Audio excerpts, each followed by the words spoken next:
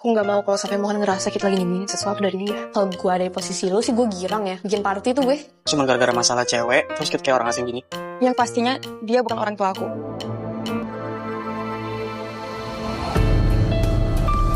Halo guys, sedikit penjelasan di konflik Jolina yang membantah berbagai prediksi kita sebelumnya, bahwa ternyata pengusaha minyak bernama Edward Johandi yang usianya sekitar 40 tahunan bukanlah bagian dari keluarga Jolina.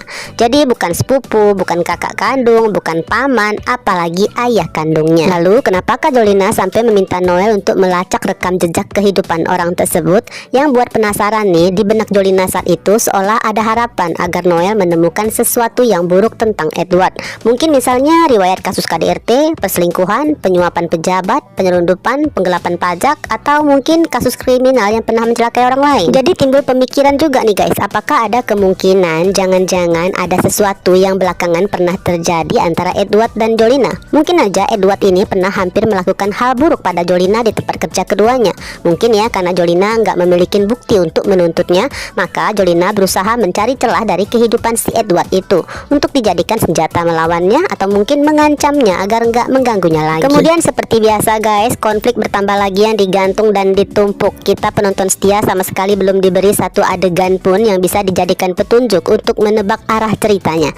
Bahkan Noel akhirnya memilih pasrah karena tahu semakin mendesak Jolina untuk bercerita, semakin rapat pula Jolina menutup dirinya. Namun Noel tetap bersedia untuk membantu Jolina, seakan berharap nanti dari hasil pelacakannya seenggaknya ada sedikit jawaban tentang siapa sebenarnya Edward Johandi dan kenapa Jolina begitu ingin menemukan orang tersebut.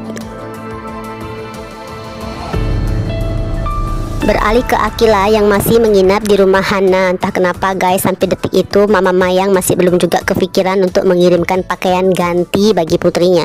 Padahal ya kalau memang sangat peduli dan menyayangi dengan tulus, biasanya kan seorang ibu paling paham lah kebutuhan dasar anak gadisnya. Yang paling aneh tuh urusan pakaian dalam pun seolah luput dari perhatian. Ataukah isi kepala Mayang memang terlalu ruwet hingga nggak sempat memikirkan hal-hal sederhana yang justru paling penting bagi seseorang yang baru aja kabur dari rumah.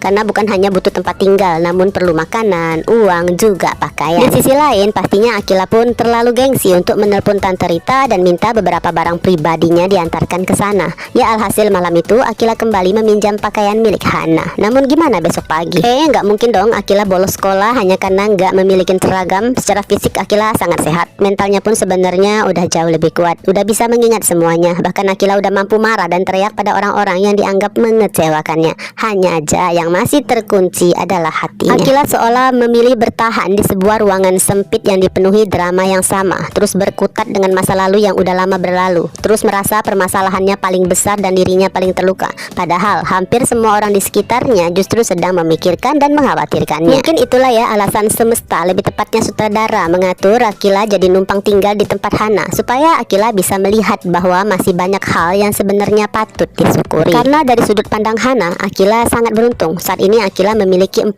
orang tua yang begitu peduli padanya. Sementara Hana yang sedari bayi tinggal di panti asuhan, bahkan gak pernah mengenal orang tua kandungnya sendiri. Sedangkan Burina, ibu angkat yang baru aja mengadopsinya, kini sedang menanti kelahiran anak pertama yang sudah lama dinantikan. Sangat dimaklumin kalau seakan Burina gak terlalu mempedulikan kehidupan Hana. Jadi itulah guys, ketika Akila mengeluh dengan kesel bahwa kalau tadi Mama Mayang datang dan membujuknya untuk ikut pulang, reaksi Hana justru sangat tenang. Ya meskipun Hana langsung membantah kalau dirinya sebagai orang yang membocorkan alamat tersebut, Hana juga menyampaikan isi hatinya dengan jujur. Bisa dibilang Hana merasa iri pada kehidupan Akila, namun bukan iri dalam arti yang buruk. Hana hanya melihat betapa beruntungnya Akila memiliki begitu banyak orang yang mempedulikannya.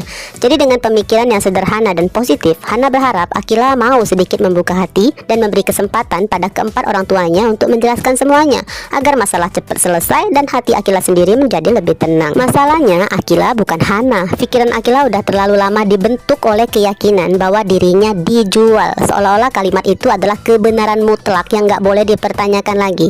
Akila memilih mempercayai ucapan tersebut daripada mencari tahu kenyataan yang sebenarnya. Padahal ya, kehidupan Hana jelas jauh lebih berat. Berapa banyak hinaan yang pernah ia terima sebagai anak panti asuhan, anak yang mungkin aja beneran sengaja dibuang dan gak diinginkan. Juga udah berapa kali Hana merasa kecewa hingga putus asa ketika calon orang tua datang tapi gak memilihnya untuk diadopsi. Namun ini bukan soal adu nasib positif guys. Hanya aja semua kesedihan itu telah membentuk mental Hana menjadi jauh lebih kuat. Karena emang orang yang terbiasa hidup tanpa banyak hal biasanya lebih tahu cara menghargai apa yang dimilikinya, karena pernah merasakan enggak punya. Ia pun bisa mengerti bahwa sesuatu yang dianggap biasa oleh orang lain bisa menjadi sangat berharga baginya. Bahkan Hana jadi memahami satu hal penting, jangan sampai semuanya benar-benar pergi baru kita mengerti arti kehilangan. Dengan polos juga nih Hana menyebutkan kalau aja dirinya memiliki 4 orang tua seperti Akila, mungkin ya Hana akan mengadakan pesta untuk merayakannya. Dan kalimat sederhana itu berhasil membuat Akila tertawa. Entahlah apakah nantinya perkataan Hana benar-benar akan masuk ke hati Akila atau hanya berlalu begitu aja seperti nasihat dari Bulena sebelumnya. Namun seenggaknya guys, perlahan ada pemikiran positif yang mulai mengetuk pintu hati Akila. Menariknya, aura positif Hana bukan hanya perlahan berdampak pada Akila, bahkan hubungan si kembar Dava dan Diva pun mulai membaik. Sebelumnya Hana dengan santai nih guys menyarankan agar Dava yang memulai lebih dulu mengajak Diva bicara. Menurut Hana ya, jangan sampailah hubungan saudara kandung rusak hanya karena masalah seorang perempuan. Jangan sampai nanti orangnya udah pergi atau semuanya udah terlambat baru nyesel kenapa nggak memperbaiki hubungan sejak awal. Karena ucapan Hana ya, sesampainya di rumah Dava langsung menemui Diva. Dava mengingatkan bahwa mereka pernah berada dalam rahim yang sama dan hubungan saudara semestinya jauh lebih berharga daripada konflik apapun, apalagi hanya karena seorang gadis yang masih labil soal perasaan. Meskipun awalnya wajah Diva terlihat kesal, sebenarnya Diva juga nggak nyaman guys jika harus terus bermusuhan dengan saudara kembarnya sendiri. Lagi pula belakangan ini Diva melihat ya gimana Dava berusaha keras move on dari Vania, bahkan Dava sampai menjalani drama pendekatan pura-pura dengan Hana. Namun dalam obrolan yang udah semakin santai, tanpa sadar Dava mengungkapkan kekagumannya pada Hana yang membuatnya merasa lebih santai dan nyaman. Tentu aja Diva merhatiin sikap Dava dan menganalisa bisa aja tadinya cuma main drama, perlahan Dava akan beneran main perasaan ke Hana. Singkat cerita, senyum si kembar Dava dan Diva akhirnya kembali seperti semula.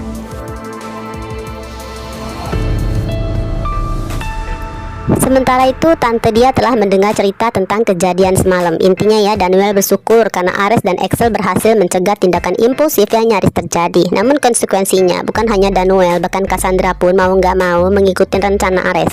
Meskipun itu artinya Cassandra harus menahan lebih lama lagi rasa rindunya untuk bertemu dengan Mohan. Terpenting Daniel memperingatkan nih agar dia berhati-hati terhadap Devon yang sekarang tinggal di rumah kontrakan. Gimana pun dari keluarga Casarius, satu-satunya yang benar-benar bisa mereka percaya hanyalah Axel. Karena Daniel masih ingat karakter Devon yang sama aja dengan Casarius lainnya. Jadi bisa aja Devon akan melaporkan apapun pada Valerian. Jika itu terjadi, keselamatan Mohan bisa terancam dan semua rencana mereka akan jadi kacau. Maka sesampainya di rumah kontrakan, tante dia langsung mengajak Rose masuk ke kamarnya. Ada hal sangat penting yang harus dibicarakan. Saat itu ya di ruang tamu ada Mohan juga Devon. Mohan sih merasa heran ada apa, tapi rasa penasarannya nggak terlalu besar. Mohan udah cukup lelah setelah sesi pemotretan. Sebaliknya Devon justru makin curiga karena kan sebelumnya Devon baru menerima misi tambahan dari Mama Val terkait keberadaan Om Daniel. Jadinya dalam hati Devon sangat penasaran dari mana sih Tante Zen, kenapa wajah terlihat tegang dan apa yang mau dibicarakan bersama Rose. Untungnya ada Mohan guys di ruang tamu. Kalau enggak ya mungkin Devon udah berdiri diam-diam depan pintu kamar untuk nguping pembicaraan mereka. Dalam kamar itu tante dia akhirnya memberitahukanlah pada Rose bahwa saat ini Om Ares dan Tante Kes sudah mengetahui keberadaan Mohan. Rose kaget banget lah karena selama ini berbagai usaha yang mereka lakukan hanya agar Mohan bisa cepat bertemu dengan orang tuanya.